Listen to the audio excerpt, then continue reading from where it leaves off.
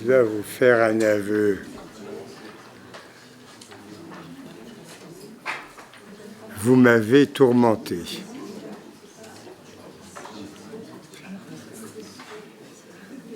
Pendant 15 jours, je me suis tiré dans une planque nord-africaine en m'imaginant que je ne penserais pas à vous. Manque de peau, j'ai pensé à vous.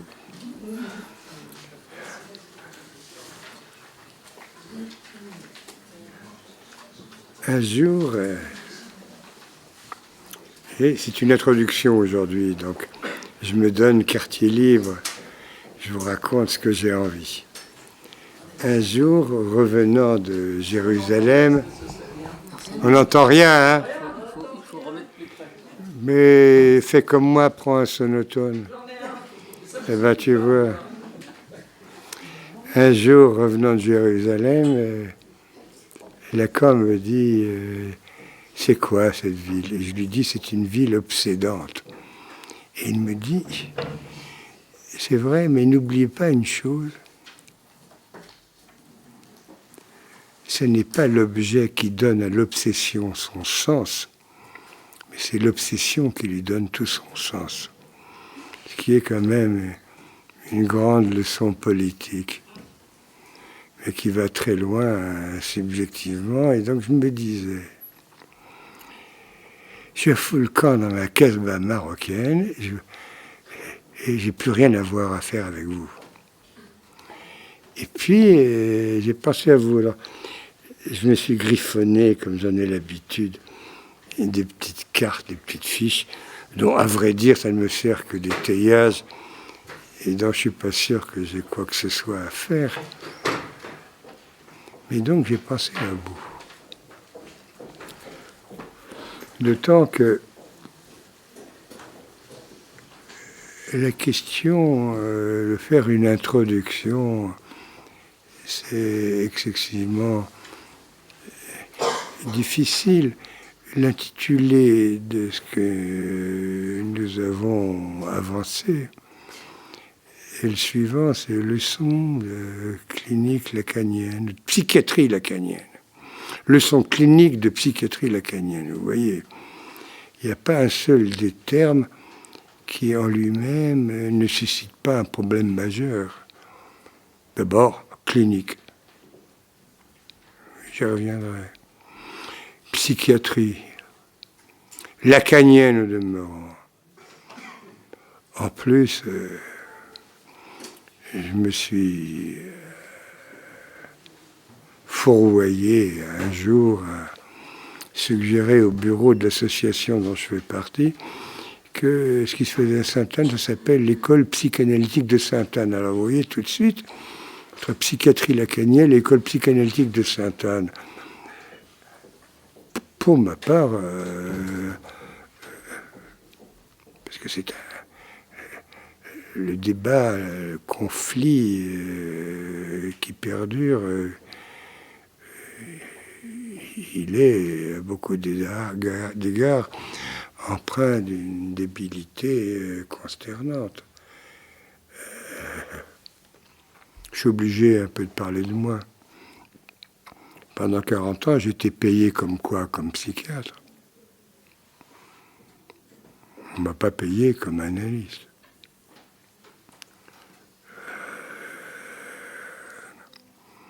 C'est-à-dire que je me suis trouvé sur ces bordures difficiles, délicates, de choses qui ne sont pas répertoriées, engrangées dans la doctrine analytique.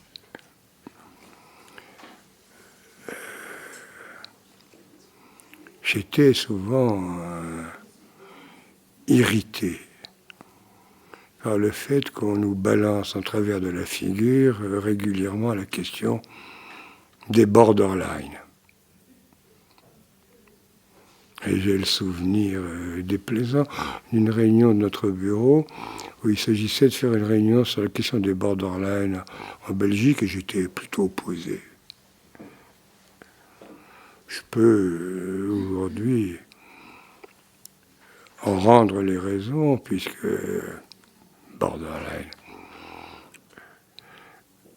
La question, à mes yeux, de ce qui a été fomenté, ce qui a été l'école de Sainte-Anne, psychiatrie lacanienne, c'est que ceux qui s'y sont mis étaient eux-mêmes des praticiens borderline. Ils étaient sur les limites. Ils allaient farfouiller dans des coins qui n'étaient pas pris dans la doxa et qui étaient fréquemment frappés d'ostracisme puisque ce n'était pas conforme aux arguments d'autorité, comment il faudrait faire. Vous n'ignorez pas que les préceptes de Freud, les préceptes techniques de Freud, comme aussi bien ceux de Lacan, ils indiquent plutôt, c'est comme le décalogue, ce qu'il vaut mieux ne pas faire. Tu ne feras pas ceci, tu ne feras pas cela, mais quant à savoir ce qu'il faut faire, c'est une autre paire de manches. Et donc là, je vois mon copain Jean Tizan qui est dans la salle. C'est comme l'article de Crézé dans la navigation astronomique. Ce qui fomente le marin, c'est plutôt l'envie de partir. L'affaire d'arriver, elle est accessoire. Et il rappelle cette chose tout à fait admirable de ce grand marin que fut Moitessier, qui, gagnant la course autour du monde, arrive devant un quai britannique, à la foule, tout le monde, ah, c'est formidable, et voyant tout ce monde, il fait immédiatement demi-tour, il repart pour un deuxième tour.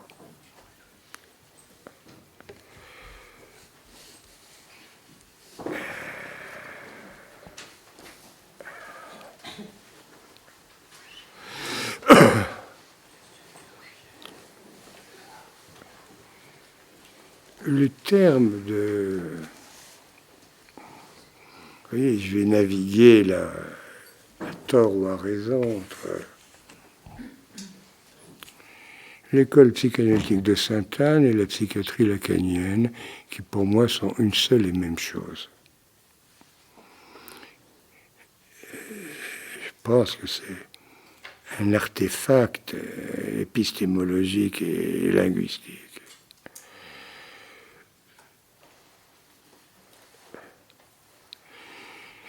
Puisque s'agissant de Lacan, et je ne vais pas vous faire un blabla sur les grands concepts de Lacan, etc. Là, c'est plutôt du côté de ce qui serait situation du problème, comme on dit en science.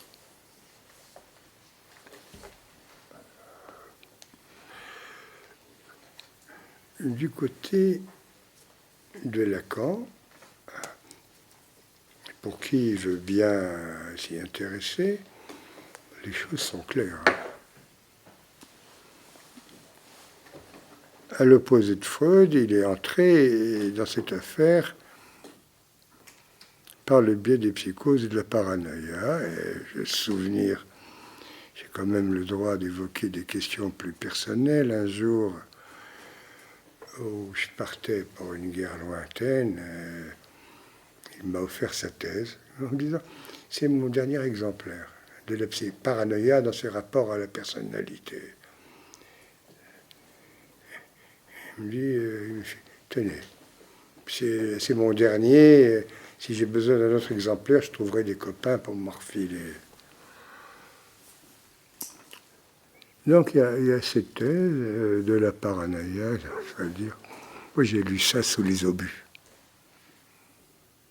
Pour être sérieusement timbré, pour lire une thèse comme ça sous les obus de Mortier.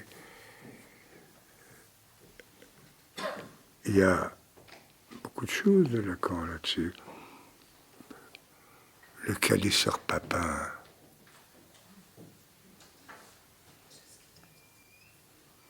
Son séminaire sur les psychoses, dont Charles, à propos duquel Charles a donné un certain nombre de développements.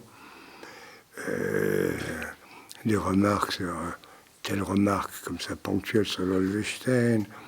Enfin, je ne vais pas faire un récapitulatif exhaustif, mais c'est évidemment transfilé toute la réflexion de Lacan, y compris ce qu'on a fait l'année dernière, à savoir essayer d'évoquer la question de l'homme au parole imposé, puisque la question dite de l'automatisme mental est une question complètement naze dans les milieux psychiatriques, mais elle est aussi tout autant naze dans les milieux analytiques. Vous voyez, c'est des questions de bordure. Parce que les catégories analytiques ordinaires ne permettent pas de rendre compte de ce que c'est qu'un phénomène d'écho. L'écholalie ou la palilalie. Il lui faut un tout autre outillage. Pas plus tard qu'hier, séminaire à Sainte-Anne, je faisais remarquer à Elsa, elle est où Elsa ? Voilà. Que quand on lit l'introduction au narcissisme, il y a un moment dans le document où on sent que Freud, il est en difficulté quand il veut passer de l'auto-érotisme au narcissisme. Ça flageole. Mon hypothèse, c'est que Lacan ait pu le savoir ou pas, la question du stade du miroir, qu'il était péché chez Vallon et d'autres, qui n'étaient pas des petits bonhommes. Hein. Je conseille la lecture de Vallon. Ce stade du miroir, c'est le missing link, la charnière, le gond entre l'auto-érotisme et le narcissisme. Et à partir de là, on pige beaucoup de choses. Mais le simple fait que ça n'était pas repéré à la hauteur, au niveau que ça mérite, ça nous a laissé à beaucoup d'égards en plan, au point que, par exemple, quand je vois que certains de mes jeunes camarades, et à juste titre, sautant à pieds joints dans la théorie des nœuds, s'imaginent qu'avec ça, ils vont subsumer toute la discipline et ils se gourrent. Parce que, par exemple, c'est pas avec la théorie des nœuds qu'on va... c'est pas avec ça qu'on va rendre compte de tous les phénomènes d'écho, de doublonnage, de doublure, ces phénomènes de cloche, comme ça sonne, bang, bang, bang, bang, bang. Est-ce que ces questions-là sont-elles du ressort de l'analyse ? Pour ma part, je prétends que oui. À une seule condition, évidemment, c'est que nous ne soyons pas trop empêtrés dans nos propres doxas et que nous soyons un tout petit peu, pas nécessairement beaucoup, mais un tout petit peu aventuriers. C'est-à-dire que nous soyons un peu détachés de ce que le syndrome de Stockholm ordinaire nous imposerait, puisque tous soumis à ça, de Stockholm. C'est-à-dire d'être un peu aventureux, je dirais pas aventurier, c'est pas tout à fait la même chose, aventureux de vos mouvements. Mais ce n'est pas dépourvu d'importance parce que souvent ce qui compte est zappé du terrain. Eh oui, c'est tellement de notre ambiance ordinaire qu'on ne s'en rend même plus compte. C'est comme les Français qui ne se rendent pas compte qu'ils vivent dans un pays de lait et de miel et qui passent leur temps à se plaindre sans se rendre compte que elle est trouvée mieux qu'à Paris. Quoi qu'il en soit. Mais on en reparlera, Denise. Cette histoire de psychiatrie lacanienne, ça a différentes origines. Un jour, Charles, ici présent, me dit, Marcel, il faudrait faire un traité de psychiatrie lacanienne. Et tu m'as écrit même tous les chapitres qu'il fallait traiter, dont j'ai tenu, tu me pardonneras, tenu aucun compte, au motif suivant. J'en ai parlé avec mes camarades. Un traité, évidemment, ça fige les choses. C'est comme le traité de Gilbert Ballet, édition de 1903. Faire un traité, c'est 10 à 15 ans de boulot. Je ne sais pas si on a autant d'années devant nous. Et puis ça fige les choses. Ça donne un portrait de l'état d'une discipline à un moment donné. Puis il y a la forme plus souple que je préfère, que mes camarades préfèrent, et qui est plutôt inspirée aussi bien des séminaires que des leçons, pour prendre ceux que nous aimons beaucoup en raison de la qualité de leur écriture, des gens comme Ségla ou Philippe Chalat, qui dans sa modestie a écrit éléments de sémiologie pour et qui sont des trucs tout à fait admirables, de sorte qu'on s'est plutôt donné comme cap faire des leçons qui vaudront ce qu'elles voudront. Et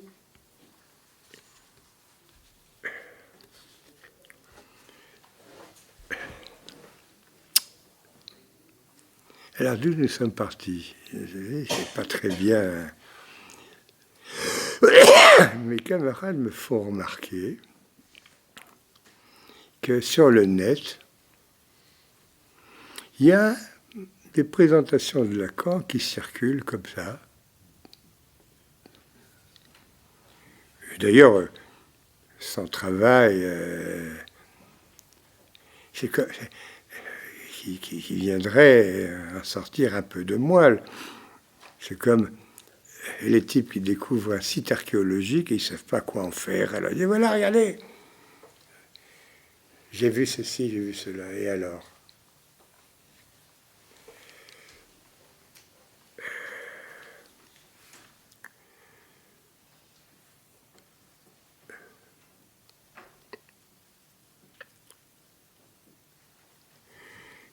Quand je bénéficie, donc il y a cette saloperie qui traîne sur le net, fétichiste au demeurant, on vous balance sur le net des présentations de Lacan, autant dire des fragments de la vraie croix ou des pierres tombales du tombeau d'Abraham, et alors ça vous fait une belle jambe, hein.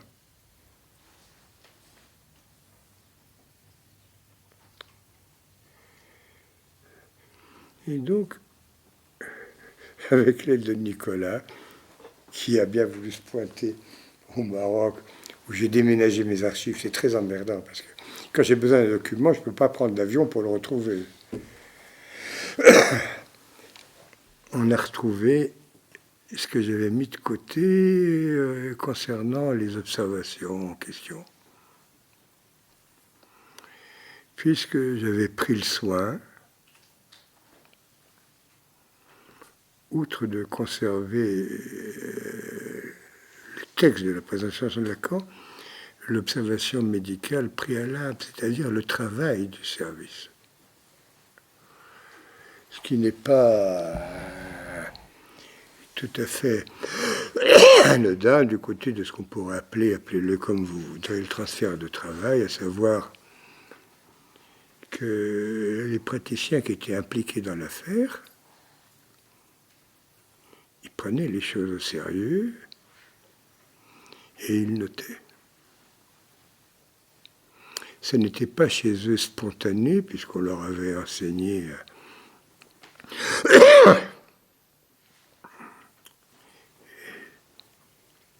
calibrer les questions cliniques selon la doxa. Et là, on avait, c'est marrant, si je puis dire, une double comptabilité. Il y avait les dossiers où il y a ce qui devrait figurer sur sa face publique. Et puis, j'avais la chance d'avoir une secrétaire remarquable, Marie-Vonne Bondu, que Jean Tison a connue, Elle tapait tous les entretiens, nickel, au point que ça faisait des conflits pas minces. Puisqu'un jour, notre bon maître de maison, se pointant, demande à Marie-Yvonne: qu'est-ce que vous faites? Ah ben, je tape les observations de Marcel. Il regarde. Puis il me dit: mais ça, parce que c'est des entretiens minutieux, c'est pas le travail de service. C'est du travail personnel de Marcel. Et au demeurant, il rajoute, paix à son âme, est-ce qu'il vous paye pour ça? Comme Marie-Yvonne était équanime et blindée, elle a continué comme par devant, grâce à quoi nous avons pu récolter quelques observations qui débordent cette stupidité de balancer sur le net des fragments de la vraie croix, puisque ça m'a fait valoir quoi? Qu'on ne travaille pas en solo, hein, il y faut une bande. Freud, il avait sa bande. Il avait sa bande, avec des trucs assez rigolos d'ailleurs, puisque il entretenait une correspondance avec Bleuler, qui avait comme assistant Jung et Abraham. C'est assez marrant, hein? Toi, Charles, je te vois là, du temps où tu étais à Roussel. Il y avait le père d'Aumaison qui n'était pas un mauvais copain avec Jacques Lacan. Et puis il y a eu toi, et puis il y a eu moi. Tu vois, l'histoire bégaye. Le bégaiement de l'histoire. Et Freud, il a bossé avec quoi? La question du psychose, c'était pas tout à fait son truc, même s'il a fait ce texte absolument acrobatique du président Schreiber uniquement avec les outils de la névrose. Mais une fois qu'on a lu ça, on est en plan devant les cas de psychose qui se présentent devant nous. Il lui faut quelques autres outils. Et c'est dans quoi Lacan s'est introduit.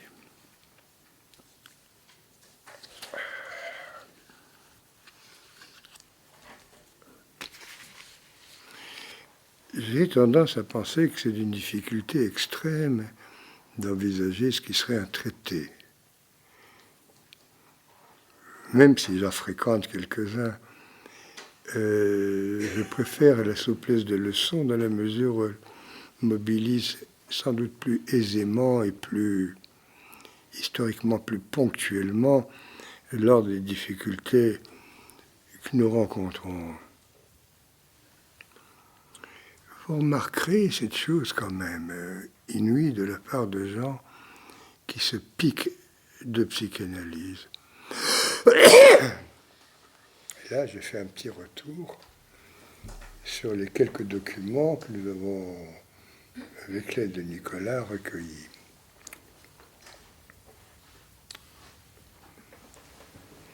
Il y a eu un moment, je vous le dis parce que j'ai été sollicité par tel ou tel d'entre nous pour des questions relatives à l'histoire de l'association à laquelle j'appartiens, à la LI, et Dieu sait ce qu'on appelle l'histoire.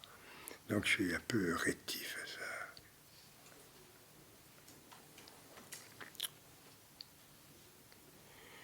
Il y a eu une période, Lacan venant tous les 15 jours dans notre service, dans l'intervalle, il y avait un petit groupe qui se réunissait pour gamberger l'affaire. Il était convenu que tout ça serait inexorablement frappé au sceau de la confidentialité.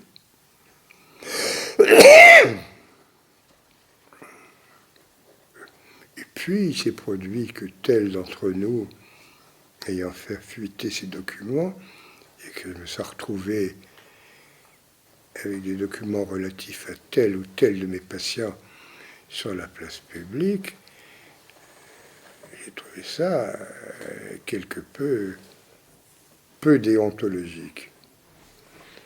Et donc Solange Faladé, qui avait fomenté l'affaire, a mis un stop. Donc nous n'avions plus les documents. Il faut que vous sachiez qu'il y avait une sténographe qui tapait ça, une femme du Sénat, Madame Bogatsky, très remarquable, qui faisait ça le vendredi. Le dimanche soir, je me pointais chez elle pour qu'on mette le point final à tout ça. Et puis le vendredi suivant, ça allait dans notre petite bande. Tric à fouetter, et Solange, elle a mis un stop, à juste titre. Donc tout le reste des documents, il est, je ne sais pas où.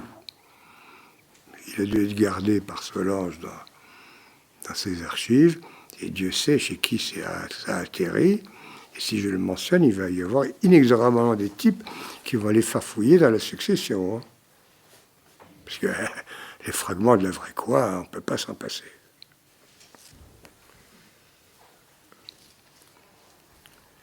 Mais vous noterez là-dedans la dimension, à mes yeux terrible,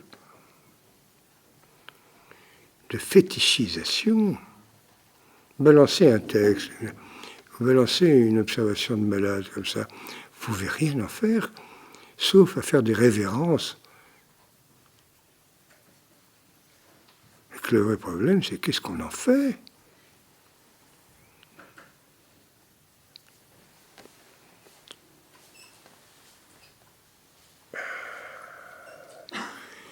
Quand, après la publication, je me permets de dire des trucs personnels et je ne vois pas pourquoi je m'en priverais. Après la publication des écrits, comme la plupart de mes camarades, je lisais ce qu'ils publiaient. Il faut dire que dans les années 66, il n'y avait pas des paquets d'ouvrages psychanalytiques. Hein. La littérature était infiniment plus restreinte, donc on en faisait plus facilement le tour, même si la Traume de Tung n'avait pas été rééditée. Il fallait aller en librairie, ça a été réédité à 67 ou à 68. Donc on faisait beaucoup plus facilement le tour de la littérature. Actuellement, on est dans une espèce d'égarement absolument inouï. Tout se publie, n'importe quoi. Et s'agissant des jeunes, on se demande comment ils arrivent à s'orienter là-dedans. Qu'est-ce qui leur donnera un cap ?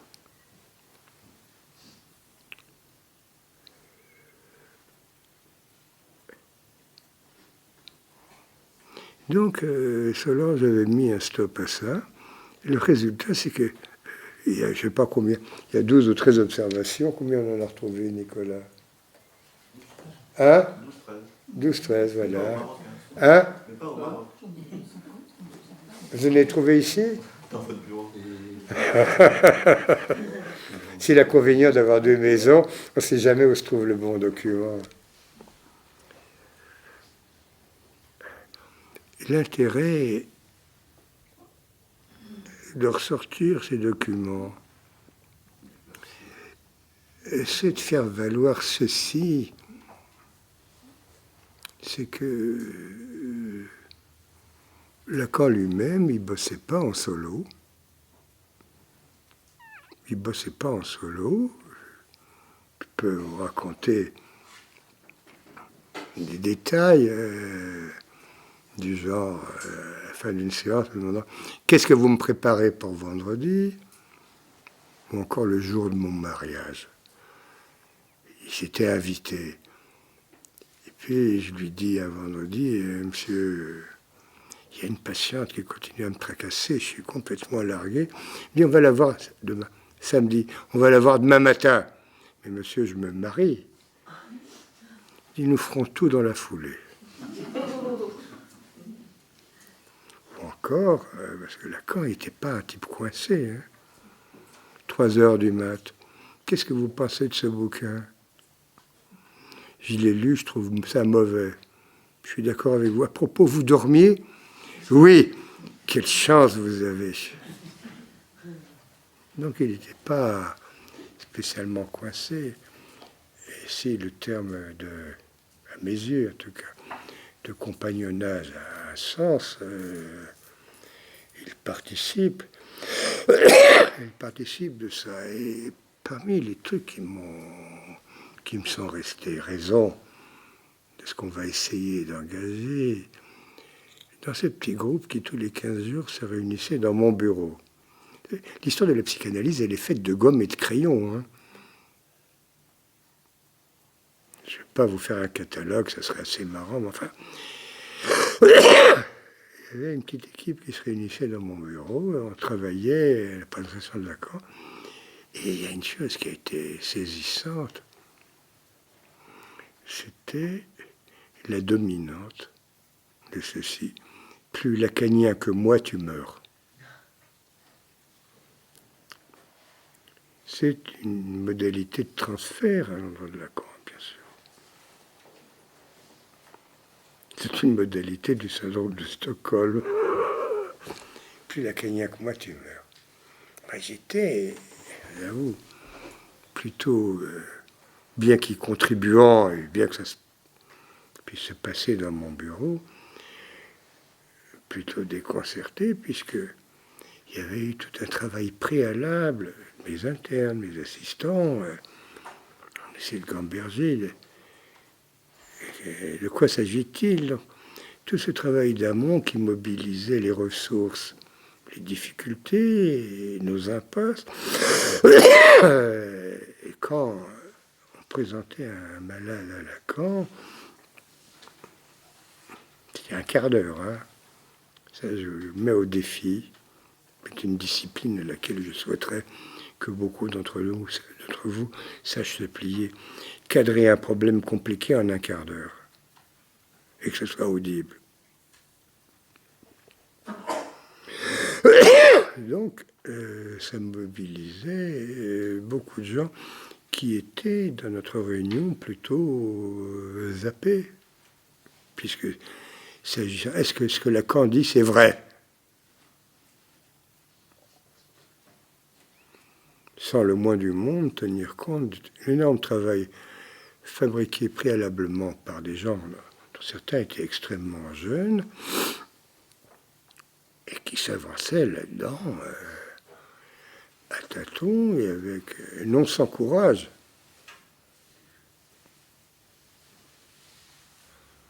Mais tout ça prenait une tonalité plutôt subsidiaire. Du coup, un enseignement, c'est quoi?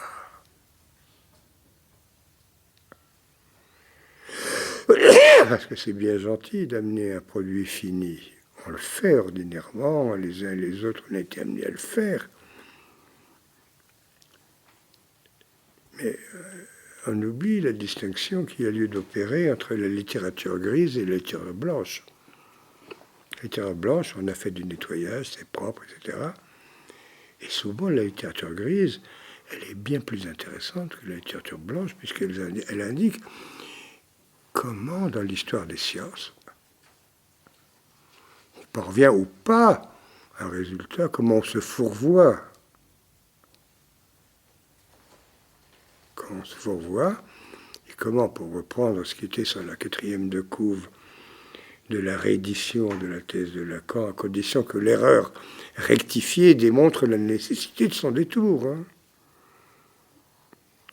À condition que l'erreur démontre la nécessité de son détour. Donc la trouille de se planter, c'est vraiment négligeable.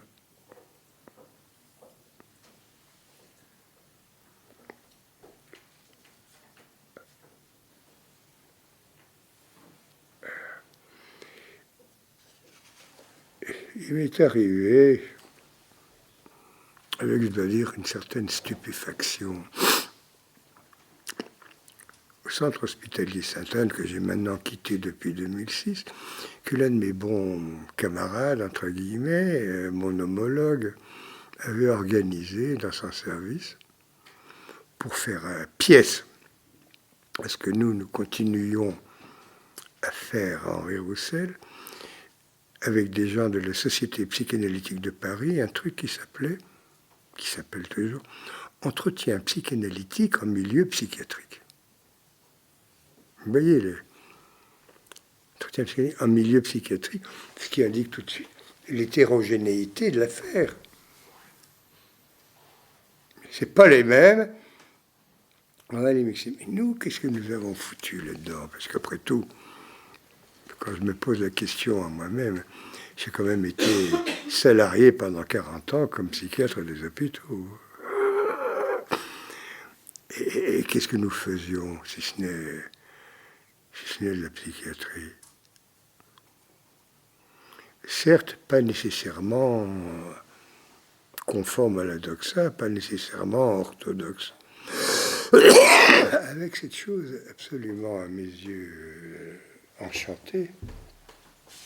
Vous voyez, mes fiches foutent le camp, elles ont bien raison. À mes yeux enchantés, c'est que quand j'ai débarqué là-dedans, à part quelques amitiés, quelques fraternités, Charles est l'un des derniers, comment dire, représentants, à partir du moment où on était frappé par la psychanalyse, frappé, et même si vous ne disiez rien, si vous ne mouftiez pas, le simple fait d'être présent, votre seule présence, y compris quand vous fermiez votre gueule, suscitait des effets de transfert déflagrants. Il y a un paquet de gens que je n'ai même jamais abordé, jamais frôlé, jamais caressé, jamais injurié, et qui me vouent une haine,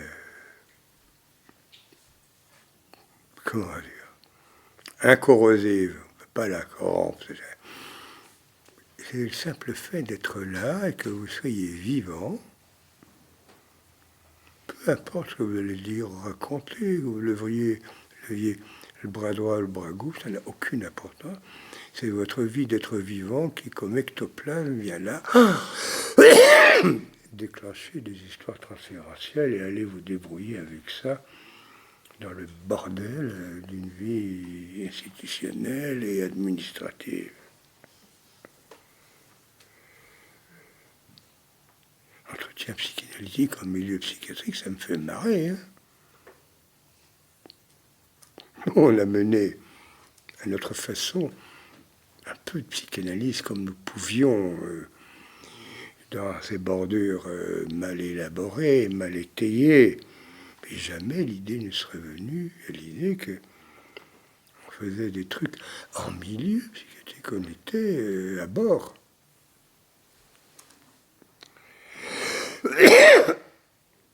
Alors de cela découlait beaucoup de choses. Je ne vais pas en faire tout le panorama, mais par exemple, puisque les questions de lieu, elles sont toujours fondamentales, d'où on opère, y compris de lieux qu'on les ait choisis ou pas. Le lieu dont l'on opère, ça donne évidemment un certain cadrage. Je dirais volontiers qu'on a opéré d'une place qui, après coup, m'apparaît pas seulement comme bifide, mais comme trifide.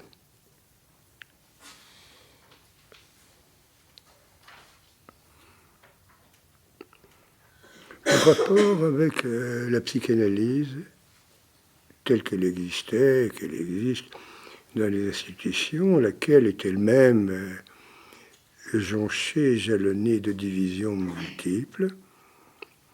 Et ce qui m'amusait, oui, je suis en veine de confidence. Il y avait ceux qui faisaient les malins, c'est-à-dire qui s'amusaient à jouer au psychanalyste avec mes petits camarades comme avec moi-même, sans avoir la moindre idée de l'empêtrement que c'était ça. C'est un des aspects de la bifidité et pour ma part, je rends grâce à Lacan de m'avoir évité, merci, ce type de tourment. Au point que quand, pour ce qui me concerne, j'avais envie de foutre le camp, et que je le disais, grincer des dents, et Charles aussi bien. Alors voilà, j'étais vissé là-dedans. Alors l'un des aspects du truc. Côté psychiatre, c'était pas mieux. Quand il m'arrivait,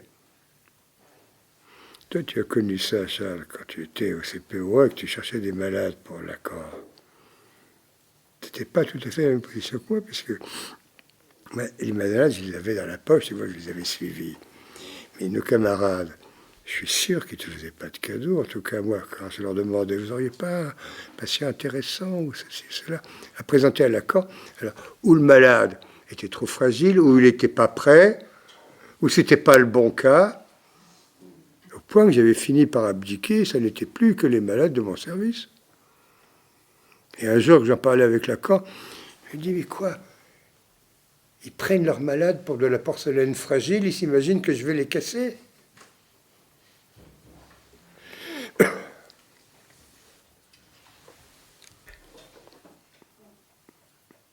Sans parler de trucs vaches. Un jour, l'un de mes camarades accepte de présenter un malade à Lacan. Je me souviens de cette histoire. Le type se prenait, il considérait qu'il était le fils du Parisien libéré. C'est ça, hein. Son patronyme, c'est le Parisien libéré. Le gars expose le truc formal à Lacan, qui lui dit in fine, parce que Lacan pouvait être vache. Il lui dit, mon vieux, comment êtes-vous tombé dans la psychiatrerie?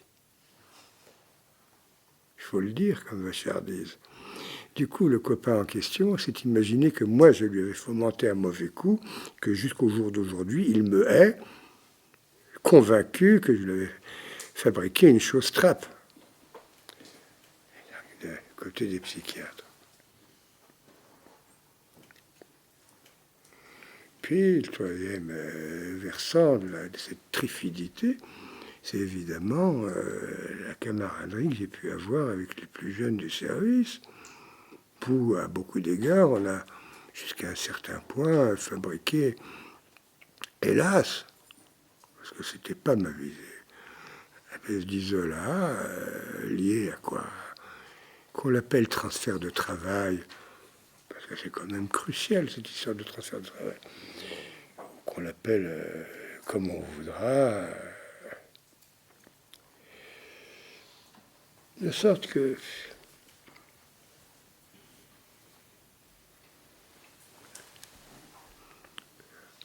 il y a des choses pour moi qui surnagent là-dedans. Les gens avec qui j'ai eu l'occasion de vivre et de travailler, qui étaient en analyse ou pas, on ne leur demandait pas leur carte d'identité préalablement, si ce n'est tu te débrouilles avec ce qui t'arrive et tu ne dérobes pas devant les énigmes. De sorte que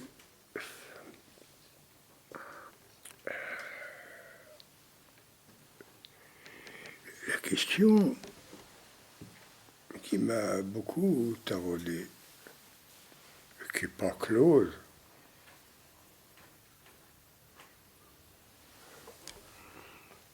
qu'est-ce que c'est que la clinique? Lacan, il avait eu sa réponse lors de l'ouverture de l'université de Vincennes. Ben, la clinique est ce qu'on recueille au lit du malade. Certes. Enfin, c'est un peu court, hein, parce que vous mettez 10 gus autour du lit d'un malade, et puis vous aurez 10 sons de cloche différents. Mais à bas de la clinique, c'est quand même ce tour de force absolument incroyable qu'il y ait eu des types qui réussissent dans le fatras de ce qui se présente à nous, de le réduire, de le résumer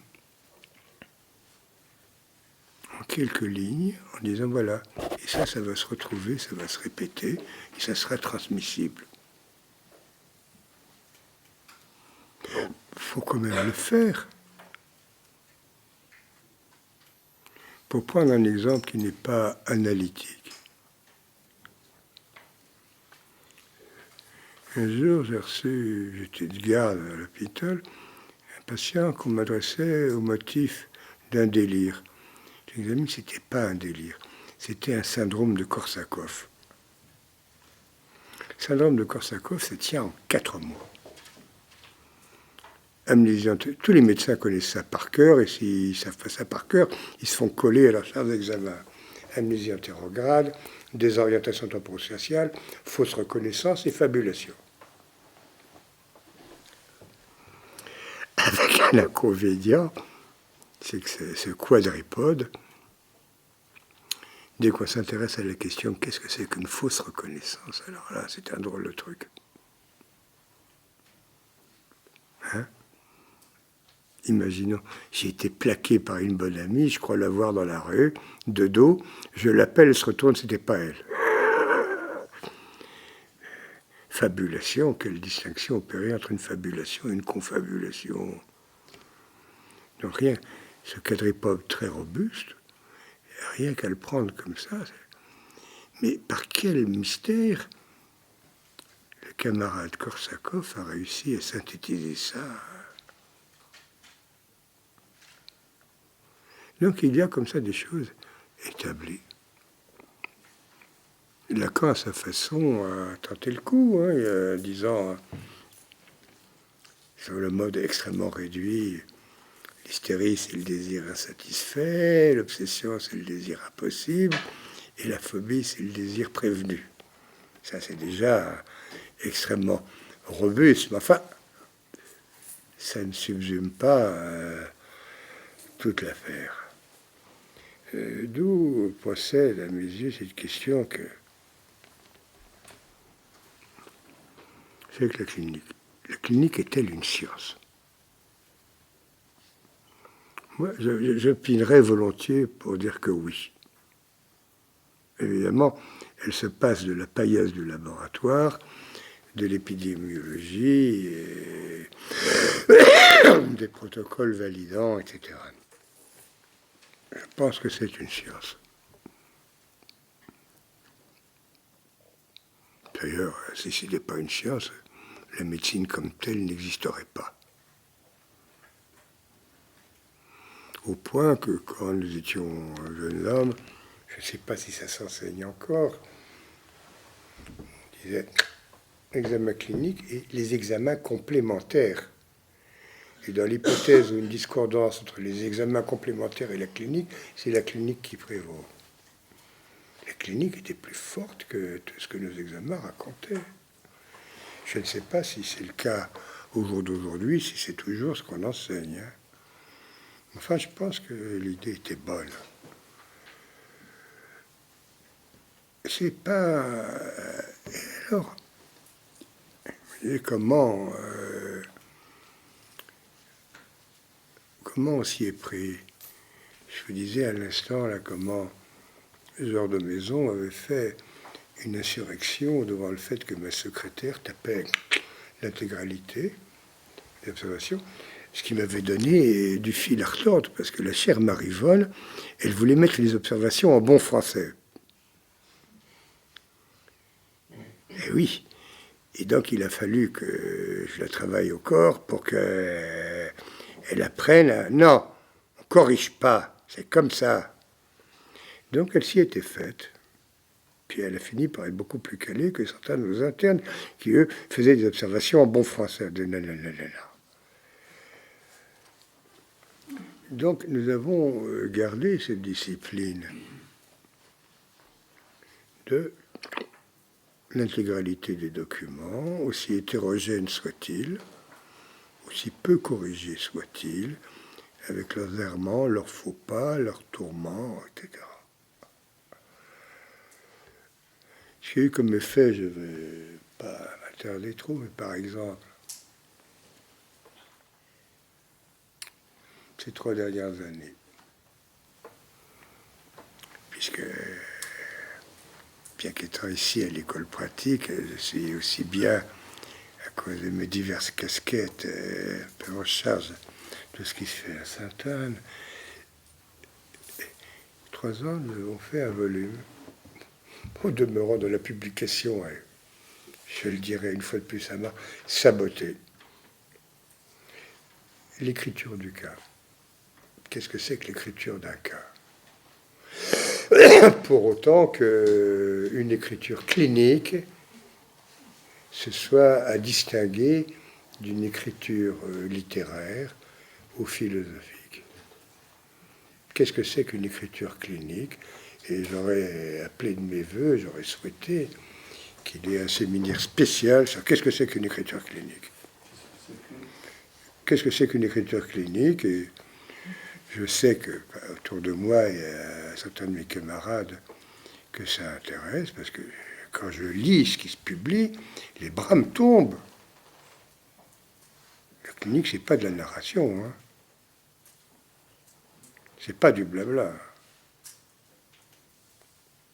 Ça se sent immédiatement quand on reçoit quelqu'un au titre du contrôle, entre ceux qui vous racontent une belle histoire et ceux qui, pour des raisons de formation, permettent d'y entrer. C'est-à-dire que quand j'étais jeune homme, étudiant,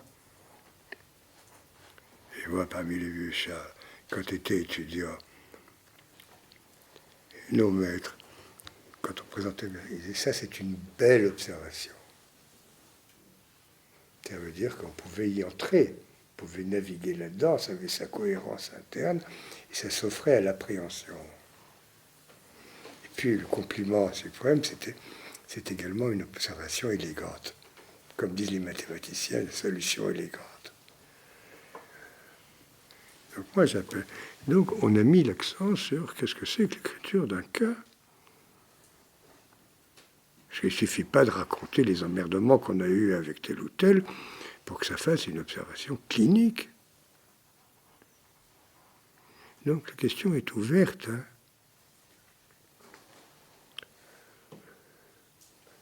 Et avec le même coup, comment est-ce qu'on fabrique de la clinique? À tout le moins, il lui faut une bande avec des gens qui soient soumis à une discipline commune qui est celle, par exemple, on ne gomme pas, on ne rature pas, on prend tout. On prend tout, et puis là-dedans, on essaie de trouver quelle forme, quelle formalisation on peut y trouver qui se répète, et y compris dans les cas inédits qu'on n'a jamais vus, c'est-à-dire comment ça nous est arrivé, on tombe sur une histoire qui est une histoire inédite. C'est pas répertorié, c'est pas raconté, et pourtant ça se laisse mettre en forme. Ça s'offre à l'appréhension, jusqu'à un certain point, bien entendu, à condition qu'elle soit un peu éclairée. Éclairée par quoi? En tout cas, on a quand même quelques outils que nous devons à Lacan. Donc c'est une question qui continue à me tracasser, c'est comment on fabrique de la clinique?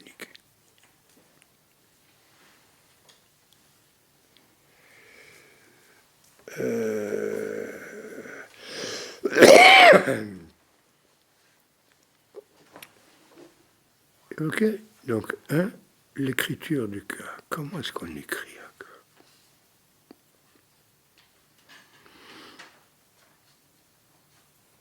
Et il peut y en avoir plusieurs.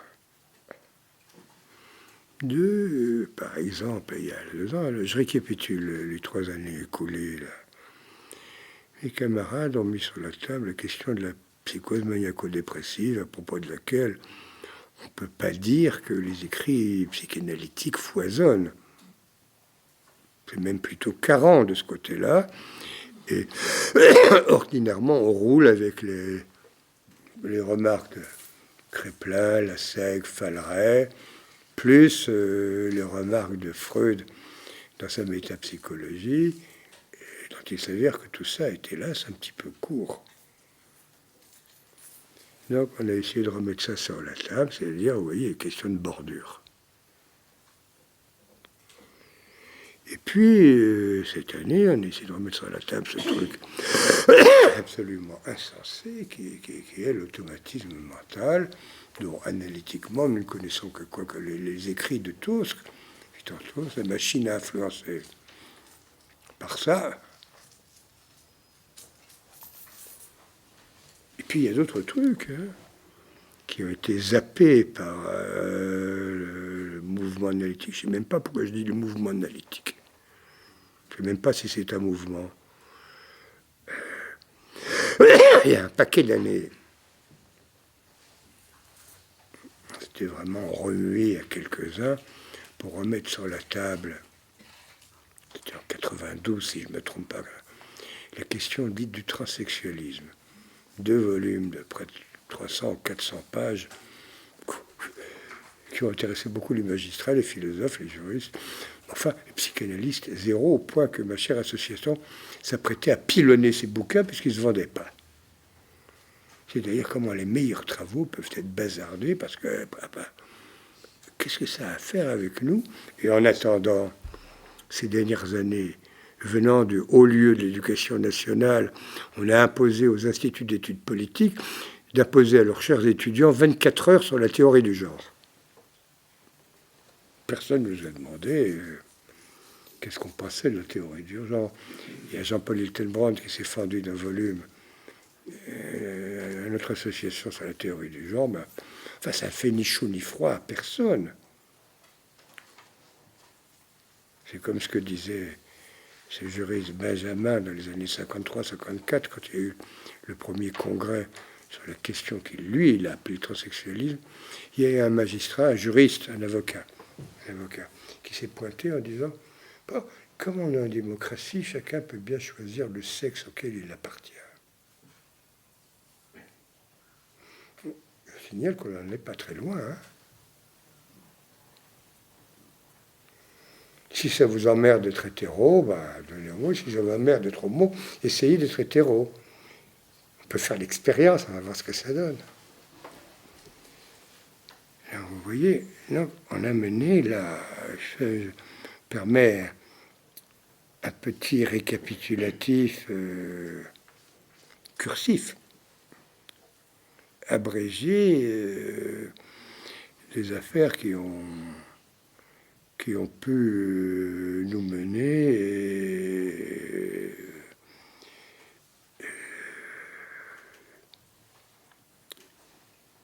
je suis saisi par le fait que tel ou tel vienne me voir pour me demander de participer au trombinoscope de notre association sur l'histoire de la Lime. Elle est tellement complexe. Là, qu'est-ce que je fais? Je suis en train d'amener, sur le plan historique, l'un des versants de l'affaire. L'un des versants. Dont la plupart de mes plus proches n'ont pas la moindre idée, parce que je n'ai pas passé mon temps à leur raconter le type d'emmerdement, y compris l'administration. L'administration, elle a son inconscient. Hein. Les histoires torpides là-dedans, vitales, parce que c'est des histoires qui sont relatives à la vie et à la mort. Pas seulement concernant nos patients, mais les praticiens impliqués, puisqu'on s'intéresse assez peu aux effets psychologiques, éventuellement pathogènes, de ces activités sur les praticiens. Tu me posais un jour la question, les maladies professionnelles. Il y a des maladies professionnelles. Entre autres, par exemple, moi j'en connais un certain nombre, que ça a déclenché chez eux des effets à proprement parler de névrose traumatique. On n'entre pas là-dedans en considérant qu'on va en sortir tout beau et tout propre. Hein. On en sort souvent avec des gueules cassées. C'est-à-dire qu'il y a un prix à payer par le clinicien de l'activité qu'il mène. Et ça, c'est une zone mal explorée. Et je le dis pour les plus jeunes, parce qu'ils s'imaginent qu'ils entrent là-dedans et que ils auront enfin la paix du soir, et ben ils peuvent se brosser. Ils risquent d'en sortir souvent beaucoup plus mal en point qu'ils y étaient entrés. Autrement, bien sûr. Autrement. Voilà approximativement ce que je voulais vous raconter. Lacan, dans l'étourdi, au démarrage. L'étourdi, c'est un texte qui avait d'abord été donné pour le 50e anniversaire de l'hôpital Henri Roussel. Donc il y a une petite modification dans le texte d'introduction, Henri Roussel, par rapport à ce qu'il a publié sous le titre de l'étourdi. Enfin, je crois que c'est dans l'un comme dans l'autre. Je ne sais plus, je n'ai pas été vérifié. Nous avons des entités qui nous viennent de la psychiatrie. Qu'est-ce qu'on en fait? Là-dessus, de façon un peu prétentieuse, je me permettrais de dire qu'on en a fait quelque chose, parce que psychiatrie lacanienne, après tout, si je me demande ce que j'ai foutu dans la vie, et j'ai à l'âge, on peut se poser la question, j'en ai fait quelque chose. Il y a qu'à lire les quelques trucs que j'ai pu commettre dans les passions de l'objet, dans Patronymie. Et en plus, je me suis dispensé d'un truc. L'année dernière, on travaillait à la question de l'homme au pouvoir imposé, et dans la réédition du bouquin, j'avais sorti l'observation de Lacan. Mais j'en avais d'autres que j'aurais pu sortir, la passion de l'objet, et je m'étais abstenu de les sortir, les observations de Lacan, précisément pour ne pas faire un effet de pub, pour éviter cette espèce de fétichisation précisément qui fait qu'on ne lit même pas ce qu'il y a à côté. Donc, on va s'attaquer à ça, on va sortir ces observations. Je vous suggère, si vous avez le courage, lisez Les Passions de l'objet. Le prochain coup, c'est Édouard. Il est où, Édouard? Avec Luc, vous allez attaquer la question de ce néologisme hallucinatoire dans un cas d'automatisme mental. Puis vous avez toute la doc, donc on va la sortir. D'autres vont réaborder cette question absolument zappée, qui est celle des phénomènes élémentaires. D'autant que moi, j'ai mes copains qui s'occupent d'enfants m'en veulent. Quand je leur dis, vous avez une clinique molle. Enfin, j'en ai autant pour ceux qui s'occupent d'adultes, clinique molle. Les phénomènes élémentaires, ils existent chez les enfants. À condition d'être pas... comment dire?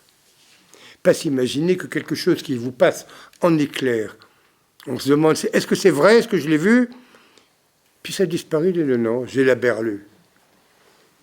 À condition qu'on se sorte de notre berlue habituelle, qui permettrait peut-être que la clinique des enfants ait un peu plus de consistance que ce qu'elle a, y compris ces débats à la noix, autisme et psychose et autres trucs, enfin, qui sont absolument consternants. Enfin, je vais me faire écharper par tel ou tel de mes copains. Et donc, on va reprendre ces trucs. C'est un certain nombre d'observations, elles sont donc au nombre limité. On ne les a pas choisies, c'est celles qu'on avait entre les pattes. Donc, c'est pas du matériel trié et c'est pas de la littérature blanche. C'est comment nous estimons qu'il faille bosser et que aucun d'entre nous ne navigue en solo, sauf des types comme moi Tessier, et encore. Voilà, mes amis, c'est ça. Voilà. Si vous avez des remarques, vous gênez pas.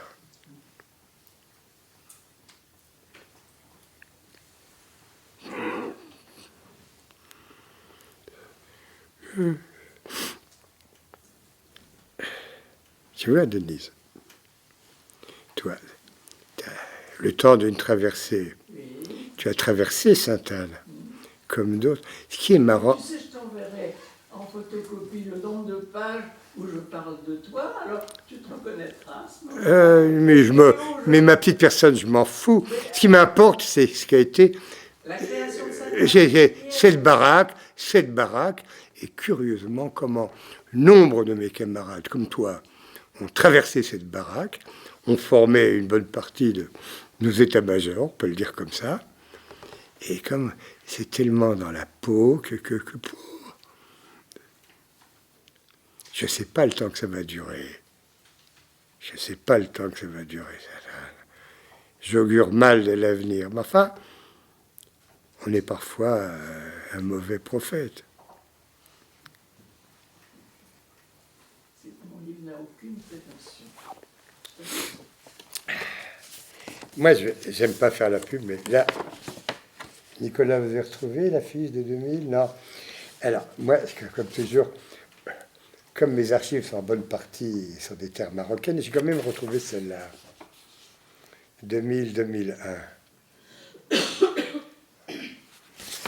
type s'est quand même remué le tronc. Hein.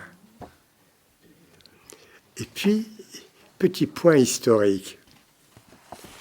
Vous allez me le rendre, vous avez le droit de le regarder. Petit point historique. 1923. On a le droit de faire un peu d'histoire, puisque tout le monde s'intéresse à l'histoire. 1923, j'ai une affiche, Charles, volée dans les combles de l'hôpital. 1920, je te l'avais montré, je crois, puisque Henri Roussel était un laboratoire de l'école pratique. 1923, avec des thématiques d'enseignement qui n'étaient au fond pas très éloignées de celles qui nous agitent à l'heure d'aujourd'hui. Et alors là, on se retrouve ici, l'école pratique, rebelote, par le détour des voyous de Sainte-Anne. C'est marrant, hein ?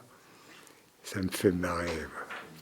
Ça me fait marrer comment nous sommes chiffrés, surdéterminés.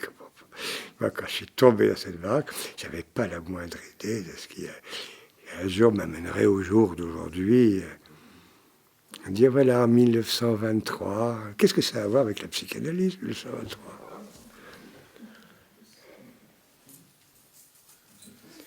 Qu'est-ce qu'il y a, Denise ? Je n'ai pas fait l'inventaire de tout le travail que tu as fait. Mais je t'ai pas demandé ça. Oh, tu vois, t'es terrible. Tu m'imputrais des choses que je n'aime pas, mais l'école de Sainte-Anne a été l'un des pivots de l'affaire. Et c'est pas Marcel, c'est la bande qui était et qui est impliquée dans cette affiche. Et sans eux, moi, j'aurais jamais rien pu foutre. C'est ça une école. Eh oui. Pas tout ça. Eh oui. Eh oui. Eh oui. Là, il y a un truc que j'aime beaucoup dans le texte Jean-Michel que nous devons à Crézé, ancien directeur de l'Institut d'astrophysique de Strasbourg, grand marin devant l'éternel. Il fait une remarque très juste. Il dit, au fond, le marin, son souci principal, c'est de foutre le camp. Arriver, c'est pour lui parfaitement secondaire. Et il cite l'exemple admirable de Moitessier qui, à l'occasion d'une course autour du monde, arrive en tête devant un quai britannique. Alors il voit le quai, il y a plein de monde, il est pris d'effroi, il fait demi-tour, il veut pas, et il repart pour un deuxième tour autour du monde. C'est un bel exemple. Non, voilà. L'important, c'est de vouloir partir et arriver, c'est secondaire.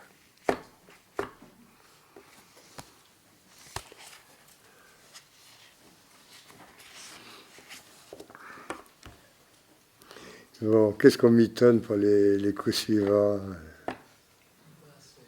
Hein ? Édouard, si j'ai bien compris, on fait ça une fois par mois, c'est ça ? Non. Il faudrait quand même que nos amis ici présents ne se dispense pas de quelques lectures. Hein, celles que je leur ai recommandées, pour autant que pour certaines, en nombre limité, ce soit l'indication que le travail de Lacan n'a pas servi à rien. Un jour, j'avais présenté un malade à Lacan qui avait sorti ceci. La femme n'a pas le temps parce qu'elle est le temps. Ça vous laisse pantois, hein? J'ai remué ça pas mal. D'accord. Il me dit, c'est un peu. Il faudrait faire quelque chose de tout ça. Il m'a fallu longtemps pour piger que ce type, il se prenait effectivement pour la femme, celle qui n'est pas barrée, celle qui est en dehors de tout compute, celle qui est incontable.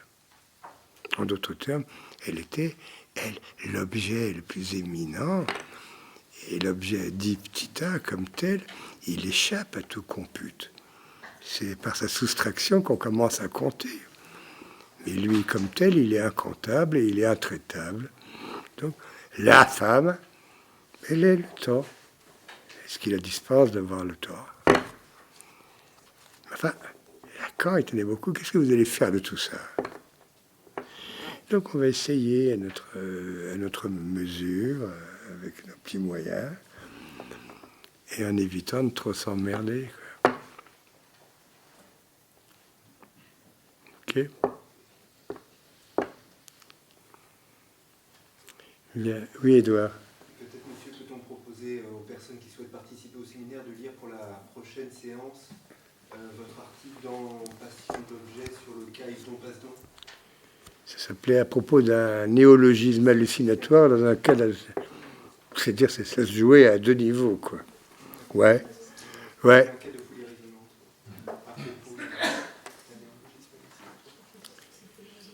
Oui, d'autant que moi je souhaiterais vivement que nos amis ici présents ne viennent pas ici pour, comme on dit, s'instruire par la transpiration des uns et des autres, mais qu'ils y mettent du leur, c'est-à-dire qu'ils se plongent dans quelques trucs qui, valant ce qu'ils valent, avec toutes les critiques qu'on peut y adresser, servent quand même de point d'appui. Excusez-moi, je peux lui passer le micro pour qu'il réponde. Oui, oui, bien sûr. Parce qu'il y a des gens qui sont payés. Bien sûr. Oui, donc c'est un article qui se trouve dans Passion de l'objet. J'ai plus le titre exact, effectivement. Sabine me disait c'est Folie résonante, et avec comme sous-titre à propos d'un néologisme hallucinatoire. Voilà. C'est dans Passion de l'objet. Après le bouquin, puis nous obligera au moins à feuilleter. Voilà, voilà. Va bene così. Allez, bonsoir. Ah, attendez. On m'a amené aujourd'hui. C'est formidable. C'est un truc en date du 8 et 10 décembre. Il y a un Gus. C'est signé, je vais quand même dire son nom, parce qu'il n'y a rien à faire. Thierry Vincent, entre parenthèses, psychiatre et psychanalyste. C'est un groupe théâtral, le Petit 38 et la compagnie 3 pièces cuisine. C'est pas, elle savait pas. Ils veulent mettre en scène, en montant un spectacle à partir des présentations de malades de Jacques Lacan. Compte tenu de ce que je viens de vous dire, s'imaginer qu'avec ça on va faire spectacle, c'est quand même à vomir. C'est quand même à vomir. Bon, vous l'aviez vu à Avignon, ça